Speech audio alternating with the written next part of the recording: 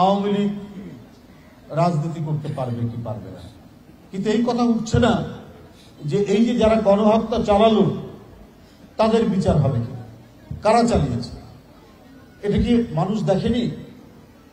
কোন পুলিশ, কোন ওসি, কোন এসি, কোন ডিসি এখানে ভূমিকা রেখেছে?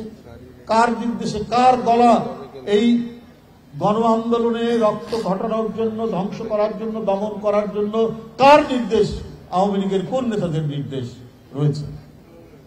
আপনারা একবার বিচার দ্রুত নিশ্চিত করতে পারলে আওয়ামী লীগের পুরনো দল, এখন সেই দল যারা অপরাধী, অপরাধের বিচার হলে তারপরে জনগণ কাছে গিয়ে তারা, জনগণ যদি তাদেরকে রাজনীতি করার সুযোগ দেয়, সেখানে তো আমাদের কিছু বলার নাই। যে লোক আওয়ামী লীগের নেতৃত্বে আসবেন, সে যদি অপরাধ না করে, সে যদি ছাত্র হত্যা না করে, সে যদি কোনো অর্থ লোপাট না করে, টাকা পাচার না করে, এইরকম লোক যদি নেতৃত্বে আসে, তাহলে সেই আওয়ামী লীগ কেন রাজনীতি করতে পারবে না?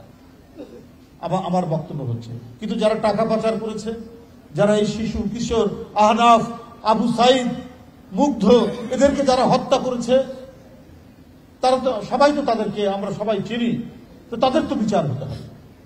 এই 2000-এর মতো শিশু, কিশোর, তরুণ, ছাত্রছাত্রীকে যারা হত্যা করেছে, শ্রমিক, রিক্সাওয়ালাদেরকে যারা হত্যা করেছে, তাদের বিচারটাই আমরা করি না কেন?